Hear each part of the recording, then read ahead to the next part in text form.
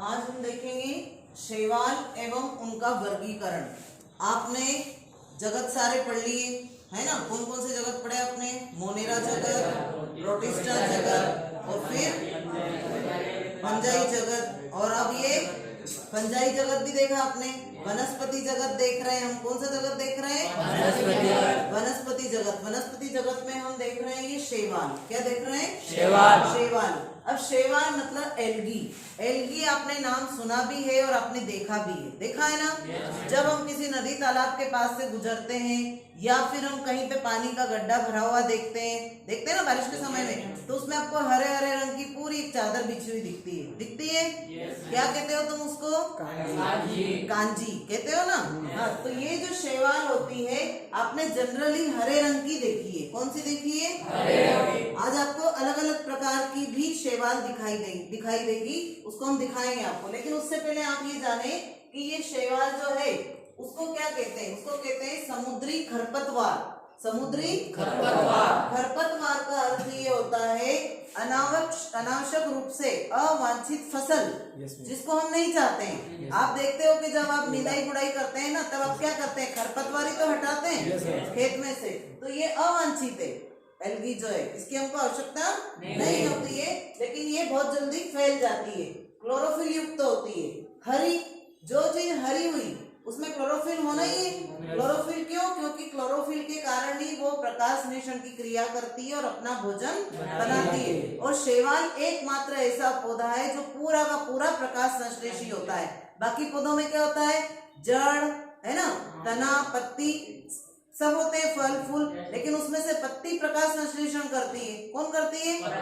लेकिन शैवाल में क्या होता है? पूरा पौधा ही प्रकाश संश्लेषण करता है। चूंकि ये थैलोफाइटा है, इसका विभेदन नहीं होता जड़ तना पत्ती में। अलग अलग जड़ तना पत्ती ऐसा नहीं होता है, थैलोफाइटा है। पूरा स्ट्रक्चर एक ही होता है, थैलस जैसा। जैसे वॉलवॉक्स, तो वॉलवॉक्स एक शैवाल है। ये पूरा ऐसा इसमें से कांटे गेंद के ऊपर जैसे आल्फिन लगा के रखते हैं नहीं अपन, ऐसा बुड़क के जाता रहता है, तो वॉलवॉक्स है। क्लेमाइडोमोनास है। ये सब शैवाल होती है। क्लोरोफिल युक्त संवहन ऊतक रहित। 10th क्लास पढ़ के आए हो। संवहन ऊतक मतलब जाइलम और फ्लोएम, ये इसमें होते नहीं है। तो संवहन ऊतक रहित होती है, भ्रूण रहित होती है, सेल्यूलोज भित्ति वाली होती है, आसपास सेल्यूलोज की भित्ति होती है। और थैलस मतलब जड़ तना पत्ती में शरीर विभेदित नहीं होता है। तो ये इस प्रकार की इसकी रचना होती है एल्गी की। और ये स्वपोषी जीव है, क्योंकि अपना भोजन स्वयं बना सकते हैं, क्योंकि इनमें क्लोरोफिल होता है। अब शैवाल के अध्ययन को क्या कहते हैं? इसको कहते हैं एल्गोलॉजी। क्या बोलेंगे? या फाइकोलॉजी।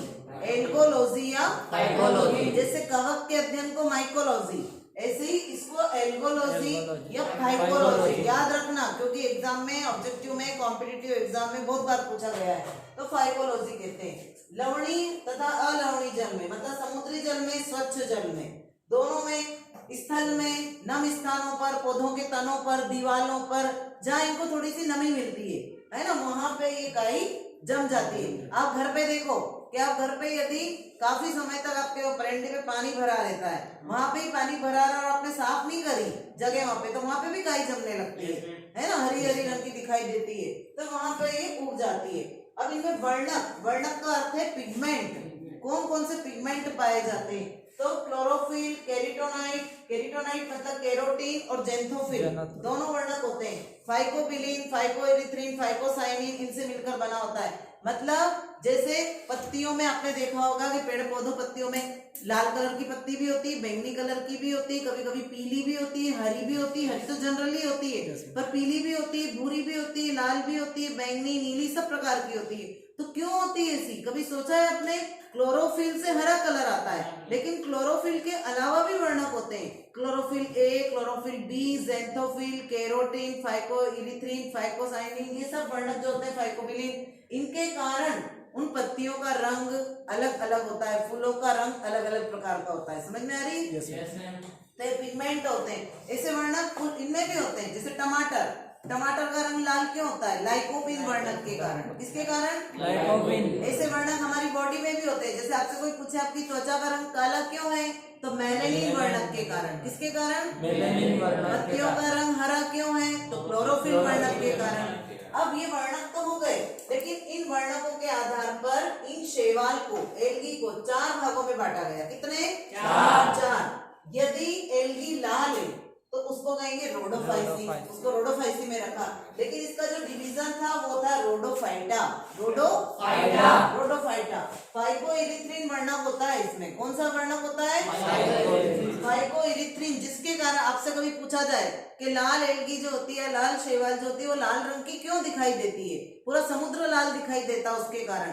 तो क्यों दिखाई देती है? क्योंकि उसमें फाइकोइरिथ्रिन वर्णक होता है, तो वो हरे रंग को दबा देता है। लाल जो होता है वो दबा देता है तो लाल उभर के आता है। तो और भी वर्णक होते हैं उसमें, क्लोरोफिल ए और ये भी सब होते हैं, लेकिन ये ज्यादा होता है, इसलिए लाल रंग के दिखाई देते हैं। उदाहरण है इसका लेमेनिया और थोरिया। अब इस लाल शैवाल को आपको दिखाऊंगी मैं। ये देखिए आप, लाल शैवाल, इस तरह की रेड एल्गी दिखाई देती है ना, लाल शैवाल। और समुद्र में जो है पूरा लाल रंग दिखाई देता है, तो हमको दिखता है कि लाल क्या दिखाई दे रहा है? ये एल्गी है। और कौन से वर्णक के कारण है? फाइकोएरिथ्रिन वर्णक के कारण जो है ये लाल दिखाई देती है। फिर उसके बाद में ये देखिए फियोफाइसी, भूरा शैवाल। कौन सा? भूरा शैवाल। फियोफाइसी, भूरा शैवाल, ये कौन से डिवीजन में आता है? फियोफाइटा। कौन सा? फियोफाइटा। फ्यूकोजेंथिन, फ्यूकोजेंथिन मतलब भूरा।